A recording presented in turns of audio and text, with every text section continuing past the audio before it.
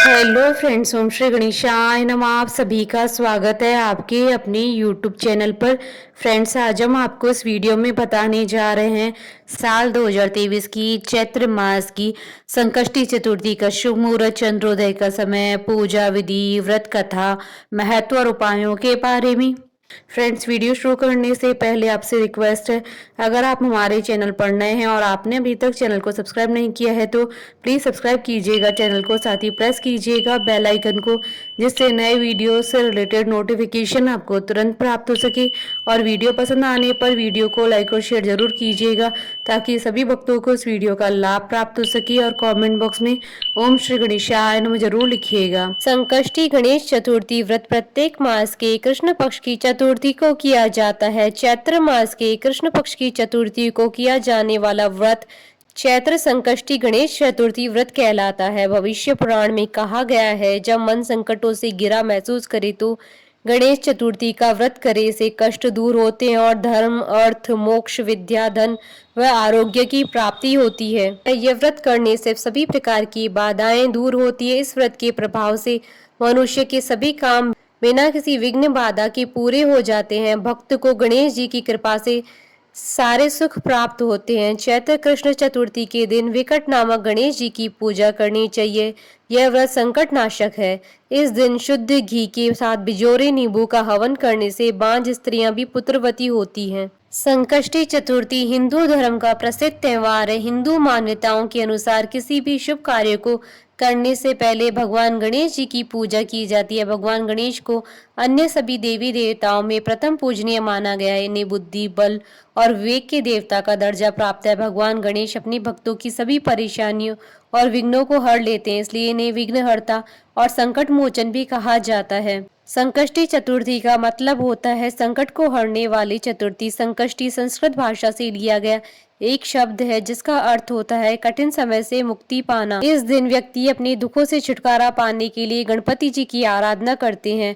पुराणों के अनुसार चतुर्थी के दिन गौरी पुत्र गणेश जी की पूजा करना बहुत फलदायी होता है। इस दिन लोग सूर्योदय के समय से लेकर चंद्रमा उदय होने तक के समय तक उपवास रखते हैं। संकष्टी चतुर्थी के दिन पूरे विधि विधान से गणपति जी की पूजा पाठ की जाती है। संकष्टी के दिन गणपति जी की पूजा करने से घर में नकारात्मक प्रभाव दूर होते हैं और शांति बनी रहती है। मान्यता है कि गणेश जी घर में आ रही सारी विपदाओं को दूर कर देते हैं और व्यक्ति की सभी मनोकामनाओं को पूरा करते हैं। चंद्र दर्शन भी चतुर्थी के दिन शुभ माना जाता है।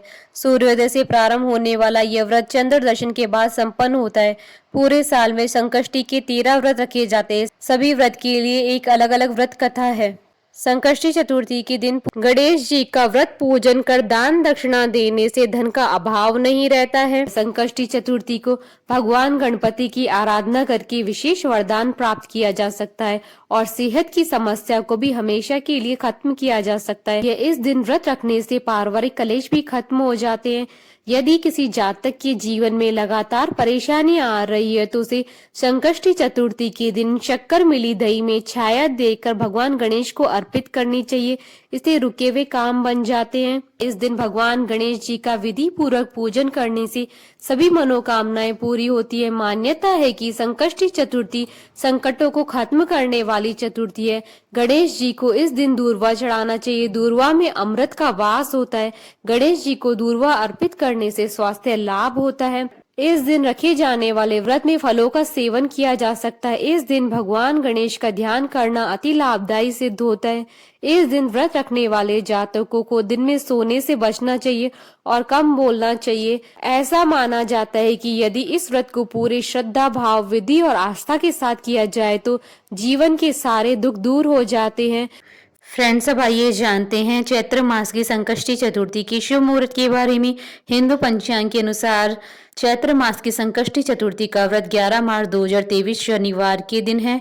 चैत्र कृष्ण चतुर्थी तिथि प्रारंभ होगी 10 मार्च 2023 को रात्रि 9:42 पर और चैत्र कृष्ण चतुर्थी तिथि का समापन होगा 11 मार्च 2023 को रात्रि 10:05 पर और चंद्रोदय का समय रहेगा 11 मार्च 2023 को रात्रि 10:07 पर। पूजा सामग्री: गणेश जी की मूर्ति, चंदन, रोली, अबीर, धूप बत्ती, सिंदूर, कपूर, माला, फूल, 108 धूप, घी का दीपक, सुपारी, पान, यज्ञोपवीत, पंचामृत, पंचमेवा, सकोरे, बेसन के लड्डू का प्रसाद, आटा, चौक पूरा करने के लिए ऋतुफल, केला, संतरा, सेब आदि, चावल, गंगा जल व गणेश जी को चढ़ाने के लिए वस्त्र, इत्र तथा हवन सामग्री।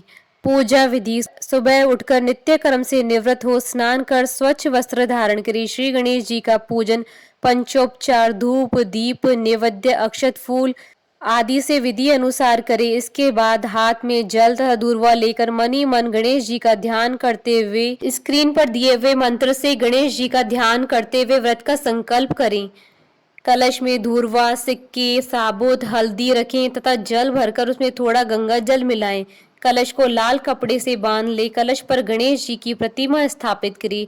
श्री गणेश जी के मंत्रों का पूरे दिन स्मरण करें। शाम को पुनः स्नान कर शुद्ध हो जाएं। श्री गणेश जी के सामने बैठ जाएं। विधि विधान से श्री गणेश जी का पूजन करें। वस्त्र अर्पित करें। नैवेद्य के रूप में लड्डू अर्पित करें। चंद्रमा उदय होने पर चंद्रमा की पूजा कर अर्घ्य अर्पण करें। उसके बाद गणेश चतुर्थी की कथा सुने अथवा सुनाएं। घी तथा बिजोरे नींबू से हवन करे। तत्पश्चात गणेश जी की आरती करे। उपस्थित लोगों में लड्डू के प्रसाद बांट दे और शेष अगले दिन ब्राह्मण को भी दान दे। भोजन के रूप में केवल पंचगव्य का ही पान करना चाहिए। चैत्र मास गणेश संकष्टी चतुर्थी व्रत कथा। राजा मकर ध्वज की कथा आरंभ करें। एक समय कैलाश में माता पार्वती जी तथा श्री गणेश जी महाराज विराजमान थे। तब 12 माह की गणेश चतुर्थी का प्रसंग चल पड़ा। पार्वती जी ने पूछा कि हे पुत्र, चैत्र कृष्ण चतुर्थी गणेश की पूजा कैसे करनी चाहिए? चैत्र मास की गणपति देवता का क्या नाम है? उनके पूजन आदि का क्या विधान है? सो आप मुझसे कहिए। गणेश जी ने कहा कि हे महादेवी, चैत्र कृष्ण चतुर्थी के दिन विकट नामक गणेश जी की पूजा करनी चाहिए। दिन भर व्रत रखकर रात्रि में षडोपचार से पूजन करना चाहिए। ब्राह्मण भोजन के अनंतर स्वयं व्रती को इस दिन पंचगव्य का पान करके रहना चाहिए। यह व्रत संकट नाशक है। इस दिन शुद्ध घी के साथ बिजोरे नींबू का हवन करने से बांझ स्त्रियां भी पुत्रवती होती है। हे शैलपुत्री, इसका इतिहास बहुत ही विचित्र है। मैं उसे कह रहा हूँ, इसके स्मरण मात्र से ही मनुष्य को सिद्धि मिलती है। प्राचीन काल में सतयुग में मकरध्वज नामक एक राजा हुए। वे प्रजा पालन के प्रेमी थे। उनके राज्य में कोई निर्धन नहीं था।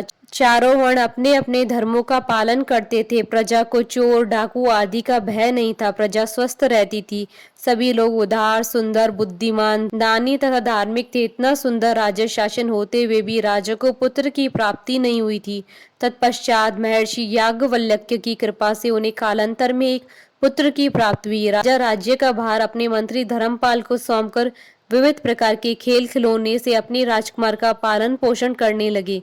राज्य शासन हाथ में आ जाने के कारण मंत्री धर्मपाल धन धान्य द्वारा समृद्ध हो गए। मंत्री महोदय को एक से बढ़कर एक 5 पुत्र हुए। मंत्री के पुत्रों का धूमधाम के साथ विवाह और वे सब धन का उपभोग करने लगे। मंत्री के सबसे छोटे बेटे की बहू अत्यंत धर्मपरायणी थी। चैत्र कृष्ण चतुर्थी आने पर उसने भक्ति पूर्वक गणेश जी की पूजा की। उसका पूजन और व्रत देकर उसकी सास कहने लगी, अरे क्या तंत्र मंत्र द्वारा मेरे पुत्र को वश में करने का उपाय कर रही है।